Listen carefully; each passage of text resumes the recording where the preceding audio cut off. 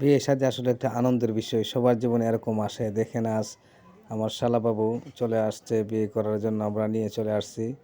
দেখেন বসে আছে জামাইবাবু কনের অপেক্ষায়, আমরা বসে আছি এবং আমাদের সাথে যারা সহপাঠী আছে তারাও বসে আছেন। এই যে দেখেন এখানে বরযাত্রীরা আসলে মন ইচ্ছা মতো খাচ্ছে। আসলে বিয়ে শাদীর মধ্যে গেলে আসলে অনেক একটা আনন্দ লাগে। এই যে এখানে একসাথে সবাই একসাথে বসে খাচ্ছে, আসলে কত একটা আনন্দ। চলে গেলাম আবার বিয়ে শাদীর অনুষ্ঠানের মধ্যে।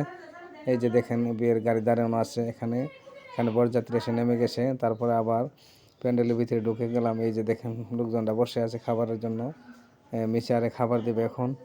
খাবারের জন্য ওয়েট করা হচ্ছে এবং আমার সাথে যারা ছিল তারাও বসে আছে খাবারের জন্য।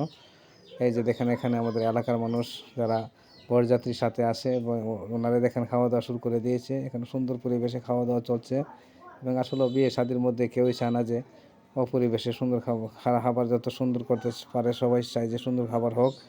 এই যে দেখেন এখানে আমরাও বসে আছি খাবারের জন্য, খাবার পরিবেশন করতেছে নিচে। আর দেখেন আমাদের সাথে লোকজন দাঁড়িয়ে আছে। আসলে এখানে মানুষ অনেক বেশি হয়ে গেছে, একসাথে আসলে এতগুলো মানুষ খাবার সম্ভব না, সেজন্য এই খাবার আরম্ভ করে দিলাম। এই যে দেখেন মুরগার রোজ দিয়ে আসছি, শুধু মজা আর মজা। দেখেন কামড়টা দিলাম, খুব মজা লাগতেছে। দেখেন এখানে সবাই একসাথে খাচ্ছি, খুবই টেস্ট হয়েছে খাবারটা, আসলে খুবই ভালো লাগতেছে, খুবই মজা করে খাচ্ছে সবাই।